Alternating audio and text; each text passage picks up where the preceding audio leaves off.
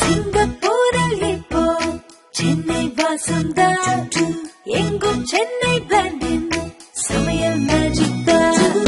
Chennai brand Ponni rice, அன்புள்ள ladies choice. Chennai brand basmati biryani ருசி super. மணிமணியாய் துவரைதால் ஹெல்தி டேஸ்டி சன்ஃப்ளவர் ஆயில். இவையாவும் உங்களுக்காக சென்னை ட்ரேடிங் சூப்பர் மார்ட் தயாரித்து வழங்கும் புதிய அறிமுகம். நம்ம சென்னையே இப்போ சிங்கப்பூர்ல. எல்லாம் சென்னை பிராண்ட். வந்தே மாதரம். ஒரு வழியா ராஜீவ் கொலைக்கு மீண்டும் ஒரு புத்துயிர் கிடைத்திருக்கிறது. அந்த வழக்கின் தலைமை புலனாய்வு அதிகாரி ரகோத்தமன் அவர்கள் 2009 பிரபாகரன் கொல்லப்பட்டதாக சொன்ன பிறகு ஒரு புத்தகம் எழுதினார். புத்தகம் பெரிய அளவில் போய் சேர்ந்திருக்காது என்று நினைக்கிறேன். அதுக்கு பிறகு இப்போ சீமான், நம் டம்ளர் சீமான், டம்ளர் நல்லா தெரிஞ்சுக்க, தமிழர் இல்ல டம்ளர். சீமான் வந்து நாங்க தான் கொண்டோம், நாங்க தான் கொண்டு புதைச்சோம், இந்திய அமைதிப்படை இலங்கையில் செய்த கொடூரத்தை கண்டித்து நாங்கள் தான் கொன்றோம் புதைத்தோம் பேசின உடனே அவரும் பொங்கிட்டு வெளியே வந்துட்டார். நான் 1997 இருந்து என்னுடைய 45வது வயதிலிருந்து வேலையை விட்டு போராடிக்கிட்டு இருக்கேன். அதுக்குரிய ரெகக்னேஷன் இப்ப கிடைச்சிடுச்சு. அவரே சொல்லிட்டார், இந்த சீமான் என்னென்ன கூத்தடிச்சிருக்காருங்கிறத அவரே சொல்லிட்டார். விடுதலை புலிகள் தான் இந்த கொலையை பண்ணாங்க அப்படிங்கிறத மட்டும் நிறுத்திக்கிட்டார். இப்ப இந்த வீடியோ எதுக்கு போடுறேன்னா, 1999 நான் சென்னை உயர்நீதிமன்றத்தில் ஒரு வழக்கு தாக்கல் செய்தேன். என்னன்னா, ஜனவரி 98 தீர்ப்பு வருது. 26 பேருக்கும் தூக்கு தண்டனை அப்படின்னு சொல்லி தீர்ப்பு வருது. பூந்தமல்லி தடா நீதிமன்றத்தில் தீர்ப்பு கொடுக்குறாங்க. உடனே பத்திரிகையாளர்கள் கார்த்திகேயனை கேட்கறாங்க. அவர் தான் தலைவர், SIT chief IG DR Karthikeyan கேட்கறாங்க. கேட்ட உடனே அரசியல் தலையீடு இருந்துதா அப்படின்னு கேட்கறாங்க. இல்ல, கொஞ்சோண்டு இருந்துச்சு, அங்கங்க லேசா. ஒன்லி பிலிம்சி அட்டம்ஸ் வர் மேட், நான் ஜஸ்ட் பிரஷ் இட் அசைட். அதை பத்தி நான் சீரியஸா எடுத்துக்கல, அதெல்லாம் ஒதுக்கி தள்ளிட்டேன் அப்படின்னு சொல்லி ஜனவரி 28, 1998 சொல்றாரு. அதே கார்த்திகேயன் மே மாசம் 10ஆம் தேதி நினைக்கிறேன் 99 போய், நான் அந்த விசாரணையின் போது நான் பட்ட அவஸ்தை எனக்கு தான் தெரியும், அவ்வளவு தலையீடு இருந்தது அப்படின்னு முன்னுக்கு பின்பறனா பேசுறாரு. இதே நாங்க போலீஸ்ல இருக்கவங்க நைட் ரவுண்ட்ஸ் போகும்போது ஒருத்தர் முன்னுக்கு பின் மரணா பேசினா புடிச்சு கொண்டு 41 கிளாஸ் 2ல உள்ள போட்டுருவாங்க, இவர் முன்னுக்கு பின் மரணா பேசினாருன்னு. அதனால ஒரு ராஜீவ்காந்தி கொலையை விசாரிச்சவர் முன்னுக்கு பிறனா பேசுறாருங்க, எனக்கு இன்னென்ன விவகாரத்துல சந்தேகம் இருக்கு, அதனால இவர் விசாரிக்கணும்னு சொல்லி நான் ஒரு பொதுநல வழக்கு மெட்ராஸ் ஹைகோர்ட்ல தாக்கல் பண்ணேன். வழக்கறிஞர் முத்துகிருஷ்ணன், காமராஜருடைய நெருங்கிய தொண்டர், இன்னைக்கு காமராஜர் பேர சொன்னா அப்படியே சிரித்து போகக்கூடிய அந்த முத்துகிருஷ்ணன், அவர் தான் இந்த வழக்கு எனக்காக ஆஜரானார். அப்பெல்லாம் 14% போறது கிடையாது. இவர் எந்திரிச்சு கோட்டை மயிலாட் அப்படின்னு கோட்டை சரி பண்றதுக்குள்ள டிஸ்மிஸ் அப்படின்ட்டாரு KG பாலகிருஷ்ணன். டிஸ்மிஸ் என்னென்ன கேட்கல, இந்த கேஸ் என்னன்னு கேட்கல, டிஸ்மிஸ் பண்ணிட்டாரு. அதுக்கப்புறம் அந்த கொஞ்சம் ரொம்ப சிரமப்பட்டு நம்ம யானை ராஜேந்திரன் ஒருத்தர் இருக்கார் இல்லையா, இப்போ ஒரு வக்கீல் பரபரப்பா இருப்ப, இந்த யானை பிரச்சனை எல்லாம் அடிபடுறாரு. அந்த யானை ராஜேந்திரன் இந்த வழக்கை சுப்ரீம் கோர்ட் கொண்டு போனாரு. அங்கேயும் அதை தள்ளுபடி பண்ணிட்டாங்க, நோ மெரிட் அப்படின்ட்டு. என்னத்த மெரிட்ட பண்ண கண்டான்னு தெரியல.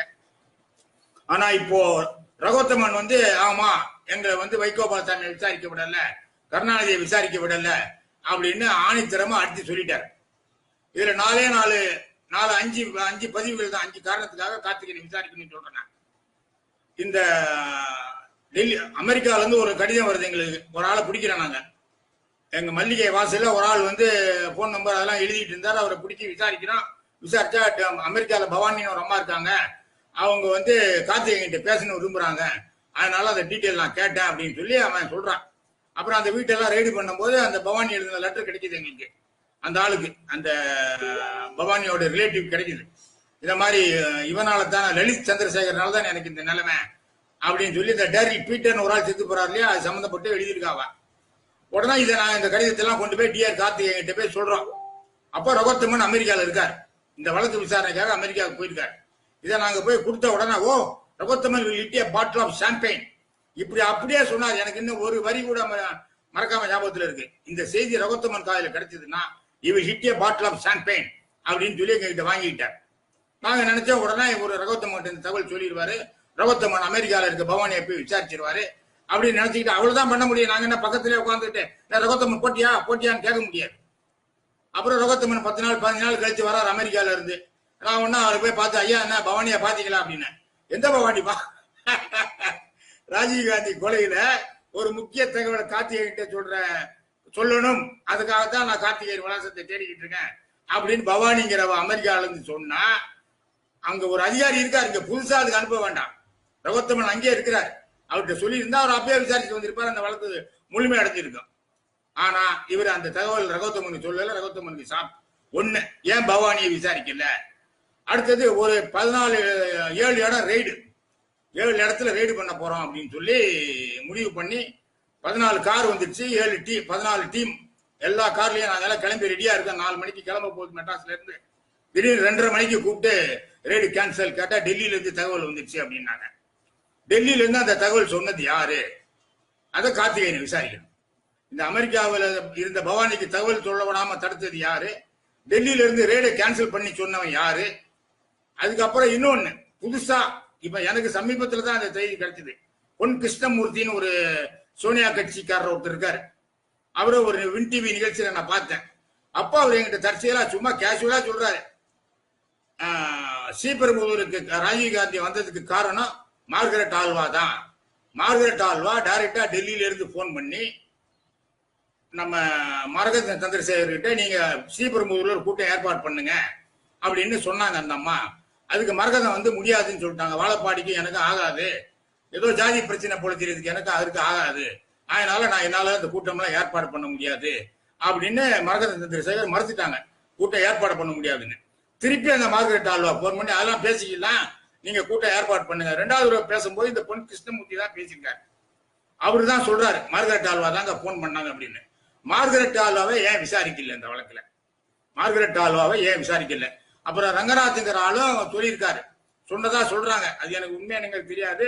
ரங்கநாதன்கிறவரு பெங்களூர்ல குற்றவாளிகளுக்கு இடம் ஏற்பாடு பண்றது மார்கரெட் ஆல்வா தான் சொன்னாங்க அப்படிங்கறத சொல்லியிருக்காரு. சோ கார்த்திகேயனை விசாரிக்கணும், மார்கரெட் ஆல்வாவையும் விசாரிக்கணும். ரகோத்தமன் சொல்லிட்டாரு எங்களை விசாரிக்க விடலன்னு சொல்லிட்டு, வைகோபாலசாமியும் குளத்தூர் மணி இவங்களெல்லாம் எங்களை விசாரிக்க விடல, கருணாநிதி எல்லாம் அப்படின்ட்டு. இந்த 3 பெரிய பெரிய தவறுகள். 4வது, ஏன் பிரபாகரன் சிவராசன் எதுக்கு பிடிக்கிறதுக்கு டிலே பண்ணீங்க? எந்த குற்றவாளியுமே உடனடியா போலீஸ் போய் பிடிக்கணும். யார் உங்களை தடுத்து நிறுத்தினது? என்எஸ்சி கமாண்டோஸ் எல்லாம் கண்ணீர் விட்டு கதறினார் மேஜர் ரவி, எங்களை அலோவ் பண்ணுங்க, நான் உள்ள போறேன், சாகரத்துக்கு துணிஞ்சவங்க நாங்க ராணுவ வீரர்கள். இதுக்காகத்தான் எங்களுக்கு வந்து பல நாடுகளில் போய் நாங்க ட்ரைனிங் எடுத்து வந்திருக்கோம், எங்களுடைய திறமையை பயன்படுத்துறதுக்கு எங்கள் திறமையை காட்டுறது ஒரு வாய்ப்பு கொடுங்க கதறினார். முடியல. சிவராசன் சாகர வரைக்கும் உள்ள வேடிக்கை பார்த்துட்டு இருந்துட்டு செத்தப்புறமா கமாண்டோஸ் வானத்துக்கு பூமிக்கா பூச்சி உள்ள போய் பாடி அள்ளிட்டு வந்தானுங்க. இதை யார் தடுத்தது? இதெல்லாம் கார்த்திகேயன் விசாரிக்கணும். விசாரிச்சாதான் சரிப்பட்டு வரும். அதே மாதிரி குளத்தூர் மணியை கைது பண்ணி கூட்டு வரோம். சேலத்துல இருந்து கைவிலங்கு போட்டு கைவிலங்கு பண்ணி கூட்டு வர ஒரு மறுநாள் கால நின்று டீ குடிச்சிட்டு இருக்காரு வெளியே மல்லிகை வாசல நின்று. ராஜீவ் வழக்கில் கைது செய்யப்பட்ட குளத்தூர் மணி வெளியே நின்று டீ குடிச்சிட்டு இருக்காரு. முதல் நாள் வைகோபாலசாமி கை கட்டி நீட்டுத்தாரு. பொட்டம்மன் பிரச்சனையில மாட்டிக்கிட்டு திரு முடிச்சுக்கிட்டு கையை கட்டி நின்று நானே யுகாதி திருநாள் வாழ்த்துக்கள் கிண்டல் பட்டு வெளியே வந்தேன். மறுநாள் அவரை இன்னும் முழுமையா விசாரிக்கலாம்னு நினைச்சாங்க. டிஆர் கார்த்திகேயன் போர்ச்சுகலில் போய் நின்று வைகோபாலசாமி கார் வந்த உடனே மாடி கூட்டு வாங்க எம்பி வாங்கன்னு கூப்பிட்டு மாடி கூட்டி போய் அவர் ரூம்ல உட்காந்து வச்சுக்கிட்டார். ஆக இவ்வளவு பெரிய குளறுபடிகளை பண்ணிட்டு இப்ப ரகோத்தமன் சொல்லிட்டார், நாங்க வாழைதான் பிடிச்சோம், தலையை பிடிக்கல, தலை பக்கத்திலே எங்களை போக விடலன்னு சொல்லிட்டாரு. அதனால சோனியாவின் அடிமைகளே இதை கேட்கலன்னா நீங்க காங்கிரஸ் கத்திக்கான்னு சொல்லிட்டு ஊர்ல தெரியாதுங்க. படு கேவலமா இருக்குது. ஏன்னா ராஜீவ்காந்தி செத்தோட போகல, கூட ஒரு 15-16 பேர் சாதாரண செத்து போயிட்டான். அதுக்கப்புறம் 1 லட்சம் பேர் பிரபாகரனை கொல்றோம்னு சொல்லிட்டு 1 லட்சம் ஈழத்தமிழன் அப்பாவி தமிழனை கொண்டு குவிச்சிருக்காங்க. அதனால ஏண்டா செத்து எப்போ முடிஞ்சு போன கேஸ் இருந்தாலும் ஏண்டா புலம்பிட்டு இருக்கானு நினைக்காதுங்க. இது தீராத பழி, தீராத அவமானம் இந்த இந்தியாவுக்கு. அகிம்சையை போதித்து இந்த நாட்டுல இவ்வளவு 1 லட்சம் பேரை கொல்றதுக்கு இந்தியா துணை போயிருக்குன்னா அந்த பழியை நம்ம தொடர்ச்சி எறியணும். எதற்காக துணை போனாங்க, யார் மிரட்டலுக்கு பயந்து துணை போனாங்க அப்படின்னு சொல்லி. அதனால 2வது குமரன் பத்மநாபன் இன்னும் உயிரோடு தான் இருக்காரு. அவரையும் விசாரிக்கணும்னு சொல்லி நான் ஒரு கேஸ் போட்டேன் மெட்ராஸ் ஹைகோர்ட்ல. அப்போ ஒரு அற்புதம் நடந்தது. அந்த வழக்கு தாக்கல் பண்ண அன்னைக்கு ஒரு வக்கீல், கவர்மெண்ட் வக்கீல் என்கிட்ட வந்து பேசிக்கிட்டு இருக்காரு. இதை பார்த்து நம்ம தமிழ் ஜட்ஜி பெஞ்சில் இருந்து தமிழ் ஜட்ஜி என்ன நடத்திக்கிட்டாரு, அந்த வக்கீல் எனக்கு உதவி பண்றதுக்கு நிக்கிறார் போல நினைச்சுக்கிட்டு ஸ்டாண்டிங் வித் ஹிம் அப்படின்னு ரொம்ப அதிகாரமா கேட்டாரு. உடனே அவர் என்ன சொல்லிட்டாரு, மோகன்ராஜ் கேஸ் ரொம்ப ஸ்ட்ராங் கேஸ் அப்படிங்கிறது அவர் மனசுல பட்டதனால அவர் என்ன சொல்லிட்டாரு, my lord I am appearing for representating central government, my lord I am here to take notice. Notice தான் எப்போ அப்படின்னா என்னோட ஆர்குமெண்ட்டை நான் முடிச்ச அப்புறம் ஜட்ஜஸ் கன்வின்ஸ் ஆனா தான் நோட்டீஸ் விடுவாங்க. ஆனா நம்ம அந்த வக்கீல் முந்திரி கொட்ட மாதிரி I am here to take நோட்டீஸ்ன்ட்டாரு. அதுக்கப்புறம் என்ன கடா முடான்னு ஏகப்பட்ட கேள்வி கேட்டாங்க. நான் எல்லாத்துக்கும் சரியா பதில் சொன்னேன். நோட்டீஸ் ஆர்டர் ஆயிடுச்சு. அப்புறம் நான் வெளியே வந்த உடனே கேட்டேன் அந்த தம்பி உங்க பேர் என்ன தம்பின்னு. ஐயா பிரபாகரன் ஐயா அப்படின்னாரு. ஓ ஈழத்து புலி பிரபாகரன் என் பக்கத்துல நின்று எனக்கு உதவி பண்ணியிருக்காரு போல தெரியுது.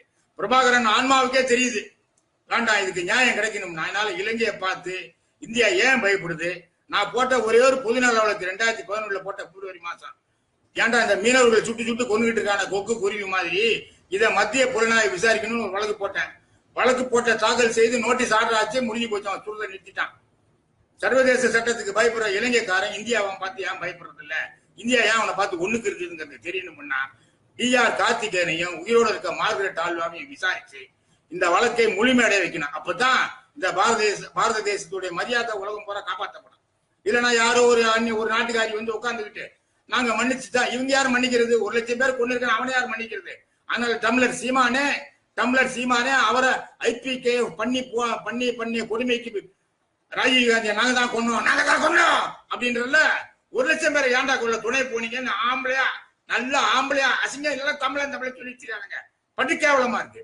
ஏற்கனவே தமிழர் சொல்லிதான் நாட்டை கெடுத்து குட்டியாராக்கிட்டீங்க. அதனால இப்ப வேண்டாம். அதனால மத்திய அரசாங்கத்துக்கு பணிவான வேண்டுகோள், இல்ல யாராவது ஜட்ஜிங்க தமிழ் ஜட்ஜி இங்கிலீஷ் ஜட்ஜி ஹிந்தி ஜட்ஜி கேட்டா எல்லாம் தெரிஞ்சுக்கிட்டு நீங்களாவது சுவ மாட்டவா எடுங்க. எல்லாத்த விட கடைசியில காமெடி பண்ணது நம்ம தியாகராஜன் தான். ஒரு வரியை விட்டுட்டான். அவரு பேரறிவாளன் வாக்குமூலத்துல மாத்திரம் ஒரு வரியை விடல, மொத்த பய வாக்குமூலத்திலே ஒரு வரி 2 வரி 3 வரியை விட்டுட்டாரு. அவர் வேலையா தான். அதனால முடிஞ்சா அவரையும் பிடிச்சி வச்சு 2 தட்டி விசாரிக்கலாம். கார்த்திகேயன், மார்கரெட் ஆல்வா மற்றும் தியாகராஜனை விசாரிக்கவில்லை என்றால் இந்த வழக்கு முழுமையடையாது. ராஜீவ் ஆன்மா சாந்தி அடையாது. அந்த இளைஞர்கள் செத்து போனா பாருங்க, அப்பாவி தமிழன், அவன் பாவம் என்னைக்குமே நம்மளை பாடாப்படுத்திக்கிட்டு இருக்கான். மழை பெய்யாது, தண்ணி கூட இல்லாம லோல் போடுவான். அதனால பாத்துக்கிடுங்க. பாவத்தை கழுவணும்னா இந்த 3 பேரையும் முறையா விசாரிக்கணும். விசாரிச்சாதான் உண்மை வெளிவரும். உண்மை ஏன்னா இந்த நேதாஜி எப்படி செத்தா தெரியல, லால் பகதூர் எப்படி செத்தா தெரியல, இந்திரா எப்படி செத்தான்னு தெரியல, சஞ்சய் எப்படி செத்தான்னு தெரியல, மகாத்மா காந்தியை பின்னாடி இருந்து கொண்டவன் யாருன்னு தெரியல, ஒண்ணுமே தெரியலன்னு கூடாது. இந்த விஷயத்துல இன்னைக்கு ரோத்தமன் வந்து சொல்லிட்டாரு, நாங்க வாழத்தான் பிடிச்சா தலையை பிடிக்க விடலன்னு. அதனால கண்டிப்பா இந்த 3 விசாரிக்க வேண்டும் என்று தாழ்மையுடன் கேட்டுக்கொண்டு விடைபெறுகிறேன். நன்றி, வணக்கம், ஜெய்ஹிந்த்.